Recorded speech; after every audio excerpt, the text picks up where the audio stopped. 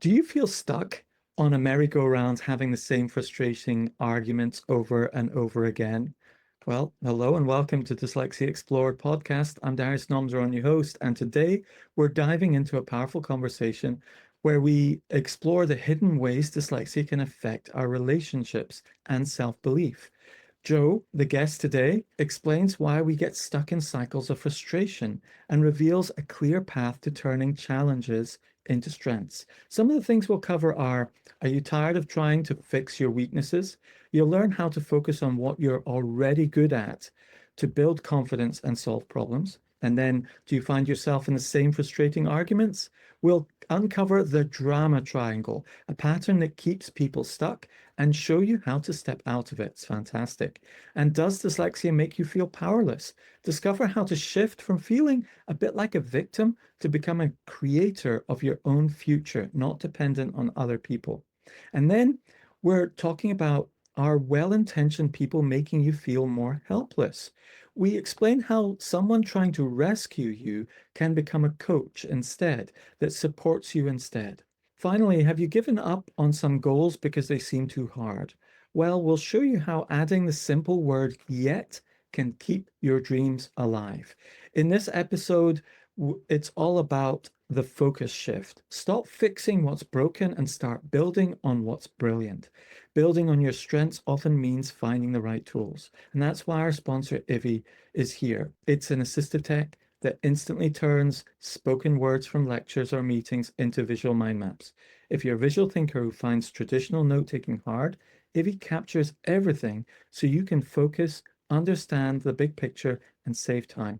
Try it for free and keep lifetime access to your first 30 maps at ivvi.app. That's ivvi.app. Now, our guide through these ideas is Jo Lee. As a life and business coach, she spent years helping people understand these exact dynamics. In our conversation, she shares insights that have been mic drop moments for me as her husband, explaining complex ideas with a clarity that really helps you see yourself and your dyslexia in a new, powerful light. Jo, it's great to have you here again. Thanks for being here again. Yeah, great to be back. So this is like the first couple of sessions that we're going to do to introduce people, listeners to you, and then we'll become co-hosts. Mm. So today you're as a guest in a way, and you've got a specific hat on. The previous episode you had your kind of personal hat on, your Mm. mum hat on, and today you also wear the coaching cap. And you've taught me so much in your journey on coaching. So first of all, I'd like to hear your coaching background and your paradigm of how you think about coaching. Second, and then you've got two really great models that you keep referring to, the drama triangle Mm. and appreciative inquiry, in whatever order you want. But those are the things we're going to cover. So first of all, Joe, talk about your understanding of coaching. And I found it fascinating you explaining the difference between life coaching and counseling and Mm. business coaching, strategy coaching, and just help us understand where things sit on Mm. what sort of axis. Yeah, so I think, I mean, the coaching world has exploded, and you see lots of people who are coaches, and you see a lot of people who will say that they're mentors, a lot of people who say that they're counselors, and sometimes it can be hard to, first of all, to figure out what all the terminology means, and then figure out what's actually going to be the best support. So, if first of all, if we differentiate between training and mentoring. So if someone is training you, they're very much imparting information to you. They're telling you how to do something. So we would all understand training. You didn't know something at the beginning of the training, and at the end of it, you would hope that you did know it. Mentoring is a little bit more directive. It's perhaps someone who's got more experience in a certain area that you want to be part of or you want to grow in. And mentoring can look like coaching, but it can also look like very directive advice, or you should do this, or you need this. And mentoring is very much about sharing from your journey so that it benefits someone else's journey. Now, coaching is very future focused. It's about understanding where you want to be and then being a support to enable you to get there. And so if we contrast that with counselling, which is often about looking at events that have had an impact. So sometimes the sort of very, very simple definition is sometimes counselling goes back the way and sometimes coaching goes forward. But actually, it's not always an accurate distinction, because inevitably with counselling, you're aiming for a future that's more whole than your past. So there has to be an element of future focus. And with coaching, you sometimes can't get to the future without unraveling some of the stuff that's holding you back. But different criteria, different qualifications. I very much sit in the coaching realm. And what you would hope from a good coach is the philosophy and the belief that actually you're not broken. The person who's coming for coaching is not broken. They don't need fixed. They don't need sorted out. They don't need their problems solved for them. They're a whole competent person with the ability to make decisions. They probably already have the answers and the resources and the capacity within them for the future they want to create. They just sometimes need some support and the right questions and space and challenge and encouragement to actually answer those questions with what's already within them, to realize their capacity and then to actually take steps forward. And within that, there's often certain models that, schemas and models help people understand and process things. And with dyslexia, often this coaching paradigm also can bring certain models and ways of thinking and processing information. And you've shared a few of them with me that have been mic drop moments and have embedded into the way we do business and so on together. Which one do you want to start with? Well, I think the two that we've talked about are the drama triangle and appreciative inquiry. So let's just start in that order and see if they're the ones you're thinking of and if they're helpful to discuss. So the drama triangle is very relevant to dyslexia. Because often with dyslexia, it creates a pain point, it creates emotions. You can feel like you're a disappointment. You can feel like people are telling you what to do.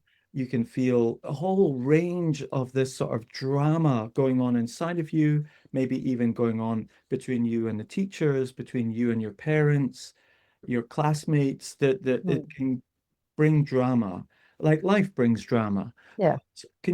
What does the drama triangle bring to dyslexia? Could you match those two worlds together? Yeah. Well, first of all, it's probably helpful to explain the drama triangle, because not everyone will be familiar with that. So drama triangle is something that comes out of what's called transactional analysis. And it basically looks at how people interact and the different states or emotions we can be in when we're interacting.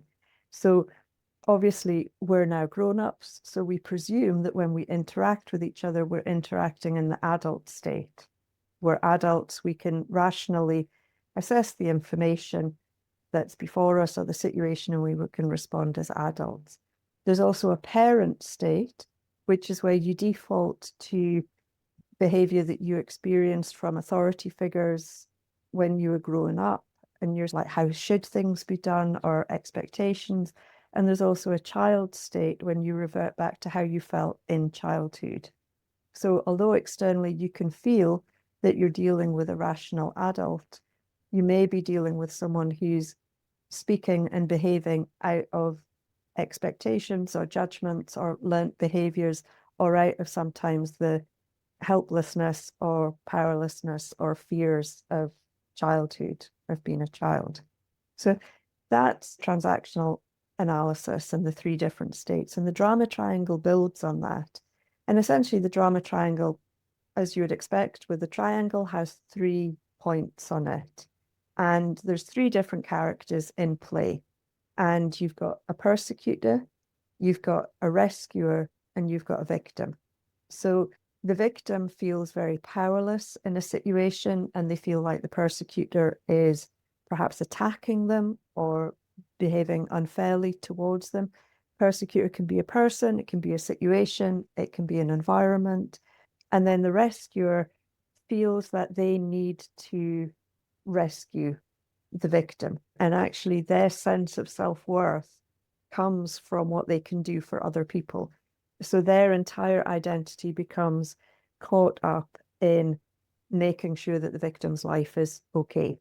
That they're, and actually, if they weren't helping them or they weren't doing something, then they have no inherent worth of their own. Now, that would obviously be a sort of suboptimal dynamic for any people to find themselves in, but the drama comes from the fact that people start to cycle round these different positions. So, say, for example, someone is mean to you and they're the persecutor. Now, actually, the persecutor is really in a human form just lashing out and being mean before they think you'll be mean to them. There's ironically still the victim mentality behind that when it's human. But, sometimes you can perceive your dyslexia to be persecuting you, to be making life unfair, to be making things very mean. But so you start with the persecutor, and then you've got the victim who's experiencing the persecution or the perceiving themselves to feel the persecution. They feel powerless, overwhelmed. It's not my fault. The world's very unfair. I never get a chance. Everyone's mean to me. And then you've got the rescuer who's like, I'll come in, I'll sort it all out for you. But then the victim starts to go, stop always treating me like I'm a loser. Stop always fixing things. Stop doing it. So the victim has actually become the person, and the rescuer has moved down to be the victim. So the who was the victim is now persecuting the rescuer, and you can see they've changed positions. So then the rescuer goes, stop being mean to me. I was just trying to help. You're just impossible. Really don't like you. That person's moved back down to the victim place, but the rescuer has become the persecutor. So you can see the drama comes when everybody keeps moving positions.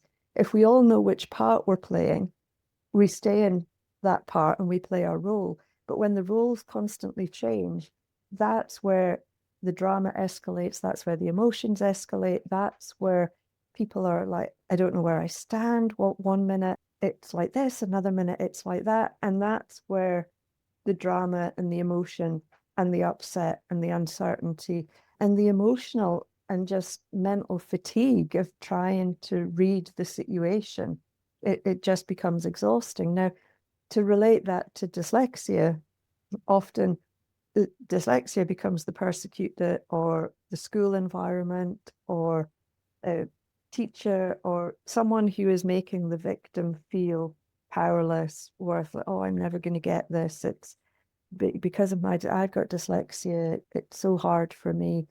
And then the rescuer swings in, and then often the rescuer is the parent saying, I just want to, and it's well-intentioned, I just want to make it right for them.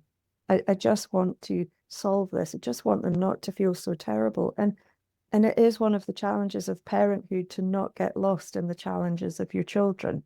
And the mark of how well you're doing as a parent is your child thriving? Has your child got all the solutions? If your child's still struggling with dyslexia, what does that mean about you as a parent? So your self-worth becomes intrinsically tied with their ability to thrive. But then the child gets really frustrated at the parent constantly getting involved, or very frustrated at the teacher who's still trying to help, but has to hold the child accountable to the grades that they have to get. So the child ironically moves to the persecutor position. It's like, stop telling me what to do. Stop telling me I've got to do. Stop helping me with my homework. I just want to go out and play with my friends. Go away. I don't like you. You're always on my back. And then the parent feels like the victim. Everything I try doesn't work. It's the teacher starts to rescue the child by saying, look, okay, we'll make some accommodations. We'll try and do what we can. So the child moves back to being the victim. And you can see there's just this interplay constantly. And actually, it's very difficult to make progress. And it's all well-intentioned. Yeah. It's not like anybody says, oh, I think I'll wake up and be a persecutor today or a victim today. But it's what can be created without some tools to move out of those positions. You described it once to me like a merry-go-round, like one of the Mm, in a play park where you spin round and round and round and round, and it's like a triangle, and three of you are on it, spinning it mm, round and round and hopping on and off onto different positions on yeah. it and spinning round and round. Could you explain that? And how do you stop this? Well, I think it feels like a merry-go-round because you can literally change position in from one sentence to the next. So a parent can be in the rescue, the child can be going, I'm never going to be successful in life because of my dyslexia. The parent says, look, I'm here. We're going to do your homework together. And then I don't want to do my homework. I hate you. Stop making me do your homework. It's really hard for me as a parent as well. I'm overwhelmed by your dyslexia.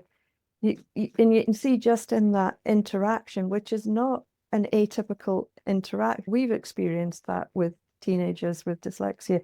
Everybody's moved position from one verbal interaction to the next. So it's not a sort of choreographed Cayley dance where it's like, okay, and on the beat we move, and on it's the speed at which it moves. And then of course it becomes learnt behavior, and it's sort of like, oh, it's homework night again. And everybody defaults into their positions, and it's like someone presses go, and then everybody starts cycling around again on the drama triangle. And it's called that because it does feel like there's so much drama around specific key triggers. And it creates drama. So what's the solution? What's the underlying sort of coaching solution? Now we've identified this triangle. What's the solution? So the solution is to understand that essentially what we're focusing on, it's our internal state, and then that creates our behaviors. And so if as the victim, you're focusing on your helplessness, that creates your internal state, and you behave in such a way that you almost force the rescuer mentality out of someone else. So Okay. their focus becomes your helplessness, which creates an internal state that says, I need to help, I need to make this right for them. And so your behavior becomes rescuing rather than empowering. So So could I just anchor this in a few? So the victim feels is saying, I need help. And the rescuer is saying, I need to rescue. What is the persecutor saying inside? I need. well, the persecutor is often saying, I need, if it's a person, they're Yes. often saying, I need to lash out. I need to be mean to the world before the world is mean to me. Oh, so it's Because, like I need to defend myself. yeah, so ironically, there's really a victim mentality behind each position that Okay. the persecutor is saying, has probably experienced victimhood, and is saying, the world is out to get me, so I'm going to get the world before it gets me. The rescuer has experienced that sense of very low self-worth, and so actually if I do stuff for other people, they'll like me. So the deep rooted behind all of those. But relating it to trying to manage dyslexia, as a parent, you don't necessarily start off with very low self-worth or self-identity, but you become so consumed in your child needing to thrive Yes. And you that, might have had this, because it's inherited, you've had dyslexia yourself. You've experienced what it's yeah. like at school, and you want to help your child not experience what Mm, you went through, etc. Great. Okay, so now I've got it. It's been a while since we talked about this, yeah, 2 years. So I'm repicking it in my mind yeah, and in a way trying to be the audience who are thinking through this together. So we've got this drama triangle. Everyone's got some sort of victim motivation, hopping on and saying, I need to defend myself, I need help, or I need to rescue. yeah. Okay. So what's the solution? So the solution is to transform those three positions. And so there's still the interaction because we're human, we do interact with each other. But actually, I talked about how focus creates your internal state, which then creates your behavior. So it's about changing the focus. And so for the victim, we're looking at changing that focus from all the things you can't do and your challenges and your dyslexia as being something that holds you back and is always going to be a problem that you're never going to get past, to actually creating a focus on what you want to achieve and what you can achieve. So we convert or transform the victim into a creator. Okay. So instead of being a victim of circumstance, it's like, well, let's create some circumstances. Let's create a vision and a plan for my future and a real goal that I'm working towards, which creates an internal state of anticipation and hope and progress. And then your behavior starts to look like baby steps towards that. Now, I don't say that lightly, because sometimes it's about competence. You might need some more skills to feel able to create a hopeful future, but you also need confidence and courage and mindset. So that's the transformation that happens from the victim to the creator. The rescuer becomes a coach. So no longer is the victim helpless. The victim has a plan and has a purpose and has a vision. And you're now there to be a coach to support them. Think of a football coach to help someone get fitter, help someone get stronger. Like we were talking about coaching earlier, ask the right questions. You're not there to fix them because they're not broken. They're not a victim. They're creating a new reality. They're creating a hopeful future. You're there to support them and encourage them. The persecutor becomes a challenger. We all need challenge to grow. We all need constructive feedback. So rather than the persecutor saying, well, I'm going to be mean to you before you can be mean to me, the challenger now says, actually, I'm completely invested in your success. I can see you're not quite on the way you need to be. I'm going to give you a bit of feedback. I'm going to give you a bit of challenge to get you to that place you want to be. And so you can see that the dynamic would shift. So you've got a creator, you've got a coach. The coach defaults into rescuer, like, here, let me come and do all that for you. So the creator can become a challenger and say, actually, can I just let you know you're being a bit of a rescuer right now, and I need you to be a coach. Now, the coach may in the moment become a victim. I was just doing my best. But actually, if they want to stay a creator, they go, thank you for the feedback. I'm going to use that to change my behavior. So you can see everybody has stopped expecting everybody else to make it right for them, and they've taken ownership. But it's not, it's easy to say that in a few sentences on a podcast.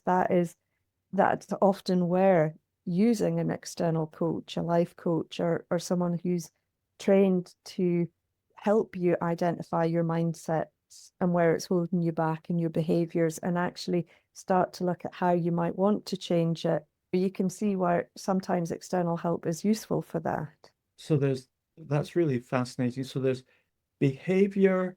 So this sort of focus to behavior. What's the middle one again?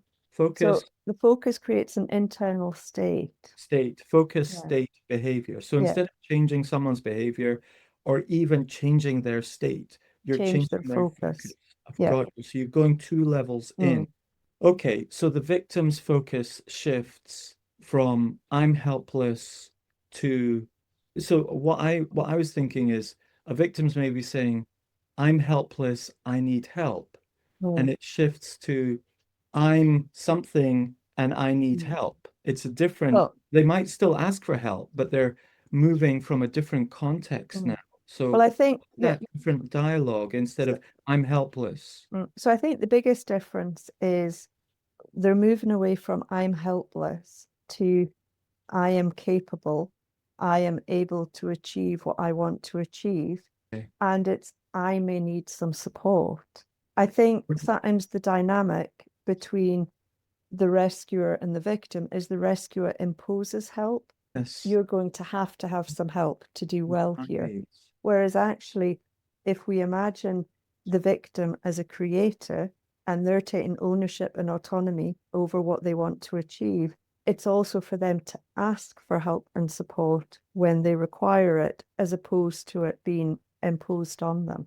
Okay, and often the rescuer is trying to be kind by Yeah, anticipating a need and saying, "Oh, I know you're going to need this." So yeah. we did that with Rosie with Mm, mind mapping. Or, "Oh, I need to teach you how to mind map," and she's like, "No, mm, no, I don't want to. I can mind map. I've done spider diagrams at school and mm. so on." And then when she crashed, she was like, "Dad, actually, I'm ready to do that mind mapping," Yeah. and that was maybe an example of me being a rescuer and Mm, shifting to try and being a coach. yeah. Okay. A- And I think the thing is, of course, we want to rescue our kids. We don't want to leave them floundering. Yes. And until there's been that shift in the victim to want to create their own future, there needs to be some work done there so Yeah. that you can take the coach position. Yes. Because if you just go, do you know what? I'm not going to rescue anymore. I'm just going to be a coach. And if you need help, come and ask. Yeah. But actually, if the person who is identifying in that victim place, and I don't love using the word victim loosely because it, it's not a label that's always helpful for everyone, but in the context of the drama triangle, if that's the persona that you're identifying with and you're feeling quite helpless and overwhelmed, the answer is not just to have someone going, I'm not helping anymore. If you want some help, just come and ask for it. So it has to be a collective, especially within a family systemic. It really has to be a bit of a collective shift to say, actually, I think we're going to approach this differently. I'm not going to tell you all the answers. So let's work together, almost go back that stage, those two stages, and say, what do you want to focus on? So with us, Rosie, what do you want to focus on? What is success going to look like for you? What's our plan? What is it that you would like to achieve? And how can I help you achieve that? As opposed to going, you need to do well at school. You've got to get those good grades. You're not getting them at the moment. You're not managing on your own. So I'm going to do these things to help you. There's Rosie may decide to get great grades at school, but the dynamic is she made that choice. She created that focus. It wasn't created for her. Got it. Yeah, yeah. Thank you. Now, there's so much to the drama triangle, but there's one thing that you said a while ago that really stuck with me, and it was something to do with dreams. Like, I can't remember exactly what it was, but you said something about the drama triangle's about it shuts down your dreams, but then Mm. the antidote is about dreams. You need to tap into the, do you remember do you I remember you can't talking? remember exactly, but I mean, a lot of our dreams are what we really want to focus on. Yeah, And it's understanding that our dreams are worth pursuing. And if we use those dreams to create our focus, then that moves us into creator mode. got you. And I guess I'm trying to remember it, but I don't have one. But if you imagine I had an elastic band across my two fingers here, this might not work for two readers, for listeners. So I got my two fingers held up, and if you had an elastic band quite sort of taut between the two of them, and one finger that's held up, so on one side is your dreams and everything you want to achieve, and the other finger that's held up, holding the elastic band taut, is where you're at right now. And so, in order to resolve the tension between the two, either you move towards your dreams, so the finger that's the dreams moves towards the finger that's the dream, or you compromise on your dreams and you shrink them down so that that dream finger moves towards where you are right now. But Mm. somehow you need to resolve the tension between them. If you keep shrinking your dreams and going, oh, because of my dyslexia or because of my situation, I can't achieve what I want to achieve. I can only achieve half of what I want to achieve. You're actually focusing on all your limitations. You're focusing on all the things that make you helpless. And that's often the entry point into the drama triangle. Whereas Fascinating. if you say, no, my dreams are the fixed and I am working towards them. So you need that, again, that focus, that internal state and the behavior. So even if it's tiny steps, even if it takes you 10 years to get your degree, that it might have taken other people 3 years to get, you're still working towards the dream and growing in the process. Do you remember that thing that I wrote once on an email about after that child says, I can't read? And then there's just one word that needs to be added into that. Yeah, I can't read yet. yet. Yeah. And so that's the I can't read Is shrinking the dream. the victim Yeah. is I'm helpless, I can't Mm, read.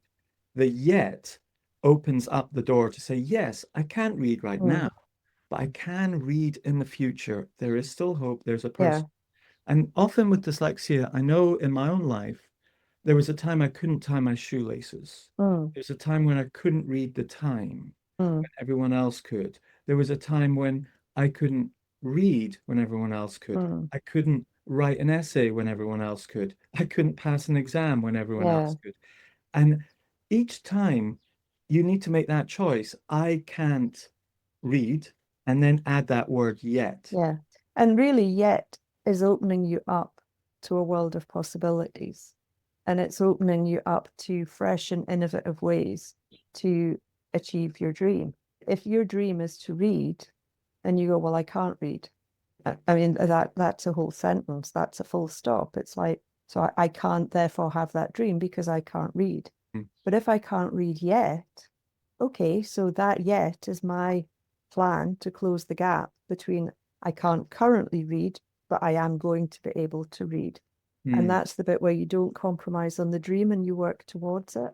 And that creates this creator mindset that says, right, I'm creating a future that doesn't exist now, as opposed to being trapped by my present. So we've talked a lot about the victim shifting Mm, their mindset. Could you do that for a little bit more for the persecutor, please? mm, Because I'm a bit of a challenger myself inherently, mm, and I know that that can come across as persecution sometimes, I mm, imagine. So let's talk about the persecutor. mm. I think for the persecutor, it's really about what's the heart and the intention behind what you're saying or how you're behaving. So again, if we go back to focus, internal state, and behavior, people experience your external behavior in what you say and how they behave to them. But actually, what you're focused on as a person has created your internal state, which has created that behavior. So if as a persecutor, your focus is, I just want to be mean to people before they're mean to me. You can't trust people. People have been mean to me in the past. They'll be mean to me again in the future. So you're basically thinking the least of people. And so that's creating an internal state where actually, although you come across as an aggressor, you're actually quite defensive. You've got to look out for yourself. No one else is going to. So you're going to be defensive. You're going to lash out and you're going to make them feel what you felt. But actually, if you can change that focus to say, actually, I want the best for people. And often what becomes our focus is ironically what we focus on. We talk a lot as well about the map is not the territory. Our perception of the world is not how the world actually is. So the example that I use is fire. Fire is just literally something that's been set alight. But if you have a childhood memory of sitting around a fire with your family, toast and marshmallows, as soon as you see a fire, you'll have feelings of what, nostalgia, happiness, comfort. If you fell into a fire as a child and you see a fire, you'll be stressed, you'll be anxious, you'll pull away from it, you'll avoid it. The fire hasn't changed, but the memories and the overlay and the experiences that you've put onto it have dictated your reaction to it. So in the same way that if we expect the world to be mean, we will see evidence of meanness. So sometimes it's about changing our focus and intentionally being grateful for things or looking out for moments of kindness or moments of generosity and trying to rewire our brain to say, actually, the world is not all bad. And that's hard in the current global climate that we're in. But trying to rewire that focus to want the best for people and to believe in the good of people, then when you see something that you might want to say, it's not out of oh, here's a great opportunity to be mean to them before they're mean to us. It's like, actually, I believe in this person. I want the best for them. And so if I offer this bit of feedback or advice, that will be helpful. And often we're not aware of our learnt behavior. It's not like you have that propensity to be a challenger. It's not like if in an environment you're being a persecutor, you're not sitting preemptively going, right, everyone's being mean to me, I'm going to be mean to someone else, so I'm going to be a persecutor. It's just unconscious learned behavior that Okay, once you become aware of, you can do something about. so the persecutor's basically got trust issues. Yeah, okay. So we've talked a lot about the drama triangle, and there's Yeah. so much more to it, but I think it's just a nice concept for people. And I think we could talk more about this drama triangle in terms of classical dynamics might be the Mm, teacher might be viewed as the persecutor, the child might be, the student might be viewed as the victim or view themselves as the mm, victim, and the parent view themselves as and every one of them feels misunderstood. And yeah. I think it would be interesting just to spend a moment to talk before we close this off to talk Mm, about teacher, having been a teacher, and I still am a teacher of mm, mind mapping, often you can have the best intentions for your mm, students and you're encouraging them on. Like mm, you mentioned in the last podcast, as a parent, you're saying, why don't you just try a bit harder? And so it can be, you can feel persecuted by an authority figure mm, like a teacher without the teacher actually being a persecutor. Do you know what I yeah. mean? And coming across as a Mm, persecutor by accident in a way. mm, Could you talk a yeah. bit about that? Because Well, I think as well, again, it comes down to the victim perceives themselves to be persecuted. I mean, we're talking about a classic interaction between three people, but the persecutor role can be taken by a situation or by an environment, and that creates the victim mentality, which then by necessity creates a rescuer, and then everybody starts to move around from there. But I'm not suggesting even for one moment that teachers are adopting that persecutor role with all the thinking that goes behind it. Their teachers deserve medals for the work that they do in education and in supporting children. But if you're supporting someone who feels very helpless, often that support can feel like persecution. Or if mm, you're asking them to achieve something, if you're saying, look, essentially being at school means handing in homework and doing exams, that's actually just school. That isn't out to get anyone, but it will feel like persecution. yes. So So often the persecutor isn't an active persecutor, it's that yeah, they're being perceived as a yeah. persecutor. And that could be the school system, it could Mm. be the school, it could be a teacher, it could Or just it be English. or it can just be a life event. It can Yes. just be, I wanted to do this with my friends, but I had to fill in a big form and I couldn't fill in the form.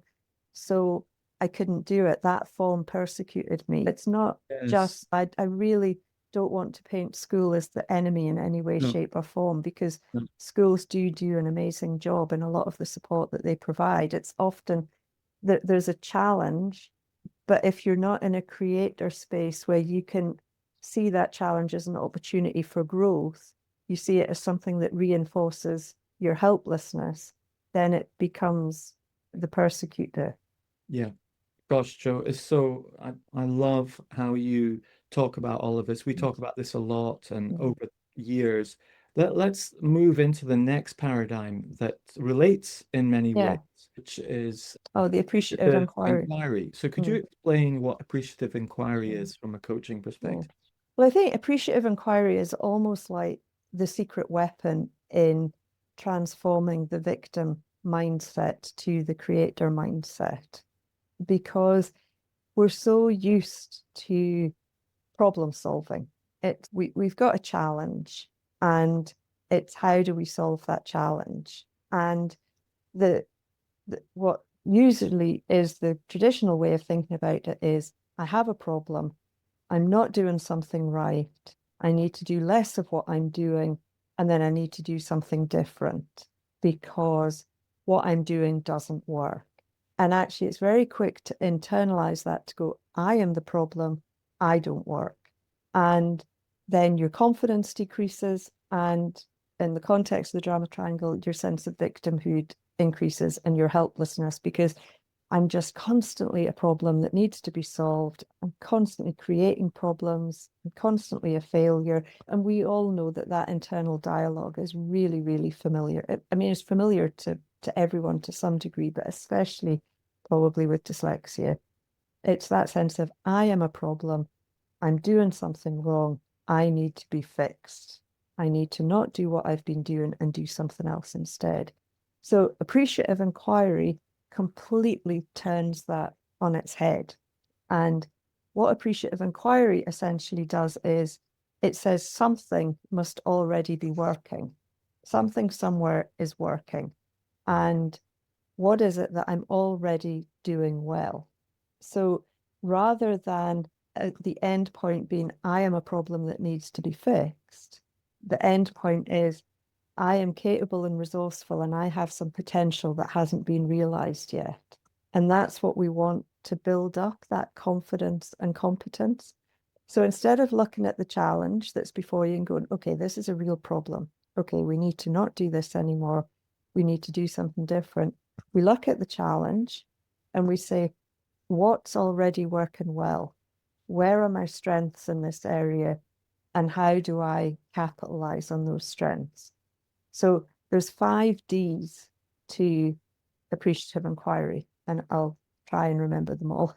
So the first one is to define, just define what the challenge is, just quite objectively, no sense of blame or emotion. So what is the challenge? Could I just give an example, a scenario for you to apply it to? Yeah. So I'll take a scenario of, I find it really hard to write an essay with okay. my dyslexia. I Yeah. can't write an essay yet properly. Okay. Okay, I come to you and with that. Okay. So we know that we've defined the challenge, which is you find it very difficult to write an essay. Or write an essay. Let's do Yeah. that. So what's the next D? So first of all, we're going to discover. So we're on the next D, which is discover, and we're going to discover what strengths or what abilities you've got that could help with that. So right now you've defined that you really struggle with writing an essay. And so we're going to discover what your strengths are. So are you able to come up with a brilliant concept for that essay? Do you have brilliant ideas for that essay? What is it, what are the great things that you bring to essay writing? Okay, so as a person, well, we'll come back to the scenario and more depth. So that's great. Okay, so we've defined and we've discovered. Okay. Yeah. So now we dream. Oh. And we dream about what is the best possible outcome. So what is it that we would really love to happen that would make this challenge be resolved? Okay, I would really love to write this essay with my mum not having to proofread it and submit it on time. Great. So we've created a focus. We've created a really positive focus. We've got a dream. And because we've done that second stage of discovering all of your strengths, Yeah. now we come to the design phase and we say, okay, how am I going to use all of those strengths to achieve that dream? Okay. So that becomes the design phase. And then the last D is the delivery, where you actually go and do it and you've got a really measurable outcome to say that you've achieved it. Okay. So you can see what we're doing is we're using your strengths to resolve the challenge, as opposed to focus on all of your limitations and doing less of the bad things. Actually, we're focusing on doing more of the really good things. And it's something we talk a lot about. You've got to choose where you put your effort. Do you choose to put your effort into all the things you're not great at and move up to being average at them? Or do you put your effort into the things you're already good at and become excellent in them? Yeah. So do you strengthen your weaknesses or do you strengthen your strengths? Yeah. And so appreciative inquiry strengthens your strengths. Yes. And what that does is internally creates a positive feedback loop that says, I used what I already had. I used my strengths. I used the superpowers of dyslexia. I used everything that was already in me to solve that challenge. So the next challenge, you're anticipating being able to solve it, as opposed to, well, what's the next problem about me that has to be fixed? What's the next thing that's broken that has to be sorted out? So you create that positive focus and that forward momentum that really reinforces that creator mentality. It's like, I have the resources I need, I just have to figure out how to apply them. Yeah. And I think from you told this to me over the last few years, and I've applied it in my workplace strategy coaching with people with dyslexia. And here's an interesting scenario that ties directly into it. And I'd like to get your feedback on it because we've never talked about it explicitly like this. So a client might come along and say, look, I find it really hard to write a report, okay, which is the equivalent of an essay. Yeah. So that would be the define stage. Have you got a report that yes, I've got one that I've got to do in the next couple of months. I've been putting it off for the last 2 months. It's a nightmare. My job's on the line. My manager's watching me like a hawk on this because and then it's like, so the discovery is like, what are you good at?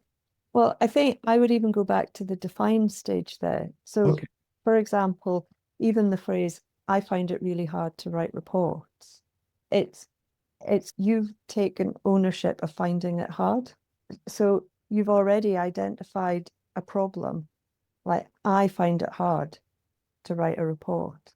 Okay. So that's immediately a problem that needs to be solved. I find it hard to write reports. The presumption in there is that writing reports should be easy, but I find it hard. Okay. So can you see, even in that language, you've created a problem that needs to be fixed. I find it hard to write reports. I should find it easy. I need to find a way to fix my report writing so I don't find it hard. So help me understand that more. How would I say it better? I have a report to write. It's just the basic statement of fact. That's the challenge. I have a report to write. There's no judgment on whether you find it hard or easy, or whether you should find it a certain way, or what should be achieved. So, saying like, I find exams really tricky. Okay, so it's not just defining the challenge. I got that. So you're helping me get this. So you're not just defining the challenge. You're not even looking at the challenge. You're just looking at defining what you want as an outcome. Well, yeah. So you're defining the challenge without ascribing any problem to it. Okay. So the challenge is that there's a report to write. The problem language comes in when you say, I find it hard to write that report. Okay. You've immediately set up a problem that needs to be fixed. Okay. So it's trying to go back a step and say, I have a report to write. Okay. Right. Okay. So I have a report to write, and then we've got discover. And at that stage, we are saying, okay, well, why don't you coach me? Okay, so you've got a report to write. Yeah. So have you written reports in the past? Yes, I have written reports in the past. What's gone really well with those reports? Oh, right. Well, often they go badly. I'm going to not answer your question. I'm going to answer it like I would normally. Often they go badly. Often they're at the last minute, and I haven't always got all my ideas out into the report, and it's a little bit of a stream of consciousness, and it's a bit unstructured. It's all there, but the person reading it doesn't quite get what I'm trying to say. So if we focus on what's gone well with your reports, have you had great ideas? Yeah. So what often happens is I'll speak to my manager and we're in a meeting. I've got some solutions and ideas, and I've told her all about them. She's loved them. She's saying, look, could you just write like a 2-pager or a 3-pager to just put them in writing so I can give them to someone and we can progress that, because I really want you to take lead on this because you got some great ideas. That's a really great solution. But then I put it off for like, she thinks I should be able to do that like in the next week. But then I put it off and it takes maybe 3 weeks. She's coming back to me with an email saying, Darius, do you not want to progress on this? I thought you were really passionate. And then I've been fretting about it for weekend after weekend. And then I've got to write this report. It's now a big report for Mm. me. It feels a huge, big thing. And then I'm totally stressed out. And So you've got brilliant ideas to put into your report, and you've got lots to say about your report.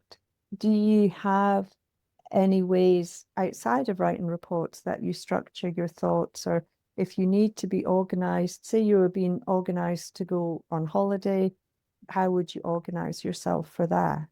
well, what I would normally do is I'd like do a mind map or do a big diagram on a Mm, whiteboard and talk it through and rub things out and move things around and organize it with the person I'm talking to. And we'd both be there. And if they said something, I'd write it down, or they go, no, that's not quite right. It needs to be over here, mm, and helps me organize my thoughts and get them structured. That's what I would do. And then I would turn it into a checklist on my phone of mm. things to do, and we just work through them. Great. So what we've established is you've got some brilliant ideas to put into your report, and you've got a system that works for you to organize yourself. You need to talk out to someone, you need to draw it visually, and then you can make a checklist from there. Yeah. So that's brilliant. So you can see if I step out of the conversation for a moment, we've defined the challenge, which is the report to write, and we've discovered some strengths that you can use. So now we're going to dream, and I'm going to say, what's the best possible outcome for you for this report? Well, the best possible outcome is to be able to send that two-pager summary of my ideas to her within a week when she expects. Great. So we've got a dream. So the dream, which becomes a goal, is to get that report sent in a good time with all of your ideas captured in it. So now we're going to design a solution. So at this point, the realization may have struck you, or I may say, how could you use the strategies that you use when you plan on a holiday of speaking it out, writing a mind map and creating a checklist? How could you use that with the ideas that you've got for your report? So I suppose if I could speak with my manager for like 15 minutes or something like that after that meeting and just say, Mm, look, can we go through some of those ideas and just draw them out, map them out a little bit, and get an idea of what you really are interested in, what you think mm, important, what not important. Get those ideas out into a map. I'd probably do it on a electronic map, a digital map, that screen share or something mm, like that, and have the keywords and move them around and organize them. And if she could say, yeah, that's what I want, could you just put that into mm. words? That would work for me. And would you feel if you had that map that then you would have enough to be able to write the report? Or is there any other support that you might need? For example, voice to text, if you were to talk out that map and recorded it and then had a text to work from? Well, I have done that in the past, and I found that really helpful.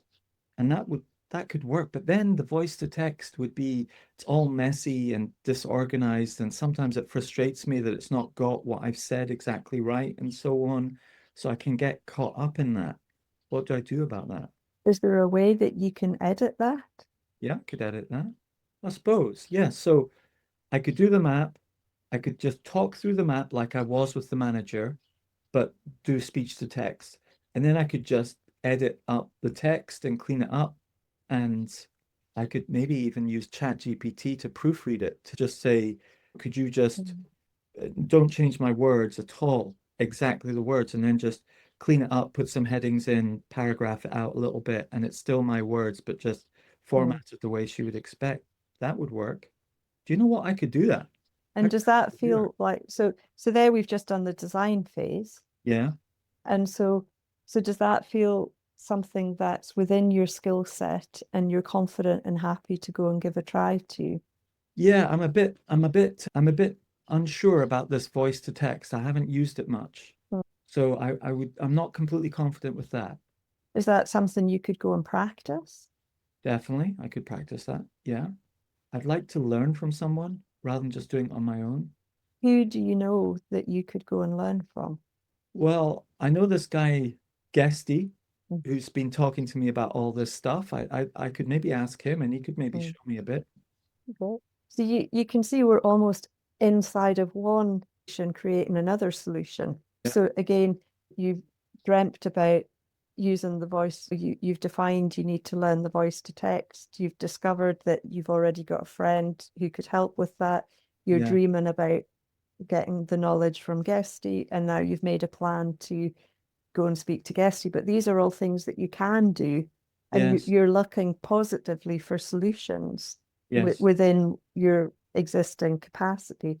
So coming back to that first challenge, which was I have a report to write, the end point is the delivery. So do you feel that in a week's time for the deadline, you've now got a plan to deliver on the solution to your challenge? Well, I was just speaking to my boss the other day, and she had just said to me, Darius, I love your ideas about this, that, and the next thing. And she didn't ask me for a report because she knows I'm so terrible at doing it. But actually, I could just do that and just surprise her with it. I could just do a quick mind map of what we'd said and talk through it and send it to her, clean it up with some chat GPT and send or Grammarly and send it to her. I could definitely do that. Probably take me, I think it would probably take me 15 minutes, 20 minutes to do the map. Maybe 15, 20 minutes to talk through it a few times. ChatGPT is pretty quick. Do that in 5, 10 minutes. No, I would probably edit it for about 10 minutes, then give it to ChatGPT to polish it up and pick up all the spellings. So what's that? Is that an hour? Wow. Yeah, I could do that. So can you see the difference between starting off at the start point of saying, I find it hard to write a report? Mm. You've completely set yourself up with a problem to solve. And you're like, oh, it has to not be hard. How can it not be hard? It's because I'm the problem. I need to not make it hard anymore. How do I make it easy? And it's all about what you have to do differently to not do the things that you're doing that make it hard and find some new things to do that'll make it easy. Whereas actually, with the appreciative inquiry, what we've started off with is, okay, I've got a report to write. We've not ascribed a problem to it. We've just defined something that needs to happen. We've looked at all of the strengths and the capacities that you've got that will already help, identified a few gaps, looked at the dream that we want to create, how to use those strengths to create that dream, and then how to deliver on it. And you can see the energy that's at the end of that, Yes. because you're sort of like, gosh, I'm competent, I'm capable, I can do this. I have these strengths. This is great. And if you don't have something that you need, you start again of you define it. I don't know how to do voice to text, or Yes. I'd like to learn voice to text. Yes. Okay, so let's discover. I'm great at asking people to help me. I'm great at being connected with people who do know. So the dream is that I learn how to voice to text. The design is I go and ask my friend who I know that I'm great at connecting with, and the outcome is I learn. So rather Like than, Right. and you can see the energy that comes from that. What are the strengths you can already apply to the situation rather than what are my weaknesses that I have to fix? Yeah, and if I come out of character for a moment, what I would see in myself, I used my visual strengths Mm, first in the map. I then used my verbal strengths to talk through the map. mm, I then minimized my weakness of having to type it out and mm, edit it and so on. So just I'm actually, no, that's not true. I have strengths. mm, Just thinking about it in your paradigm here. I do have editing strengths. So when mm, I read through it and it's already there, I can sometimes say that doesn't sound right. That's not quite right. mm, I'm good at editing it mm, down, as it were, once it's there. And then I'm good at using AI mm, technology and te tools and techniques, just polish it up. So actually, even the editing mode, I'm good at. I'm just not good at oh, the typing it out while I'm thinking about it mode. and there's some other strengths in there as well.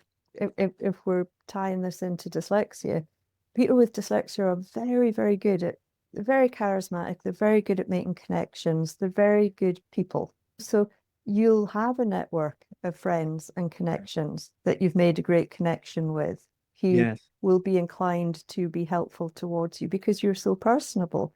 That is a characteristic of people with dyslexia. And when we think of people who are comfortable with change and adopting innovation, often people with dyslexia are very comfortable with adopting innovation and technological advances. And sometimes that's because the world feels so chaotic and unpredictable anyway, that when something new comes along, it doesn't feel like a threat, it feels like an opportunity. So actually, there's even a deeper level of strengths there that you're capitalizing on, the strength of connection and friendship and the strength of openness to tech and openness to the other help. So those become strengths as well to say, well, I can figure it out. I'm not comfortable with voice to text yet, but I can figure it out. I can practice. I can give it a go. So they're all strengths of having a can-do attitude is a strength as well. Yeah. So again, it's really sometimes digging quite deep to say, what are all the strengths I can use here? Yes. And just like the word says, the appreciative inquiry, you're Yeah, not just discovering those strengths, you're appreciating yeah. those strengths too. So just like I've just personally become more appreciative of in this, my ability to mind map is a real strength. My Mhm. ability to speak things out and articulate things from a mind map is a real strength. My ability to edit and get a sense of how to cut things down, like Mm, video editing, and that appreciating the network, the relationships, appreciating that willingness to adopt tech when it's needed, etc., or sometimes when it's not needed. But it's that appreciation. Yeah, I like it. Joe, that's been absolutely fantastic. I'm sure everyone listening to this will just feel like you've done so many mic drops and mm. truth bombs throughout this. And that's why I wanted to bring you on. We've been wanting to do this for years, haven't we? Yeah, And now it's time to bring yeah. Joe into to your world. She's been in my world, and it's time for you to hear some of these truth bombs. Thank you so much, Joe. Oh, it's been great. Really enjoyed it. Looking forward to co-hosting together. Yes, we're not quite sure how the co-hosting will work, No, but definitely Joe will be there in the podcast. Maybe every time, maybe sometimes, maybe you might even be the main host and I'm not in one of them and stuff like that. Who knows? Huh? baby steps. Baby steps. Yeah, maybe Joe will take over the Dyslexia Explored podcast. That's the least likely scenario. So, final thoughts, Joe. Could you just wrap this up for us? Final reflections. What should people go away? What, not necessarily summarizing everything, but is there Mm. anything else you'd like to share? Well, I suppose the encouragement I would give people is there's a phrase that gets bandied around a lot about dyslexia as a superpower. And sometimes in the moment, it doesn't feel like a superpower. It feels like the thing that's holding you back. And I think if you can take some time and really identify actually what are the strengths and the gifts in my dyslexia, so that you've got that almost like playbook, so that when you come across a challenge, you're ready to do the discover of strengths. You're not scrabbling around to look at them. You're reciting them. They're familiar to you. And again, those strengths become your focus, which create your internal state, which create your behavior. So if we focus on our strengths for anybody, if we focus on our strengths and we think, how do I capitalize on those strengths and use them for the good of myself and the good of other people, then we're a long way towards defaulting to an appreciative inquiry model and to being a creator and a coach and a challenger. So it's really about self-reflection and self-awareness to say everybody's got stuff they're not great at, but actually just chalk it up. Like, let's look at the stuff that you're brilliant at, and then let's crack on and making the most of those things. So I guess that's what I would leave people with. Build up that awareness, that knowledge, that toolkit of your strengths, and then just go out and use them. Thank you, Joe. Fantastic. Until next time. Until next time, bye. Throughout this episode, we focus on moving from a victim mindset to a creator mindset by appreciating and using your strengths. But what happens when you have brilliant verbal ideas for a report or lecture notes, but the process of writing them down feels like a roadblock? That's where having the right tools to support your mindset is essential. Our sponsor, ivvi, is designed for this exact challenge. It's an instant visual note-taking software that works with your dyslexic strengths. Using its speech-to-map technology, ivvi transforms your spoken words into dynamic visual mind maps in real time. You can listen and engage fully in the meeting or lecture, confident that your ideas are being captured, transcribed, and organized visually. Helps you learn faster and remember longer. Stop fighting with traditional note-taking. Start creating. Get a free 30 map trial and keep lifetime access to your maps by visiting ivvi.app. That's ivvi.app. Thank you for listening. See you next time.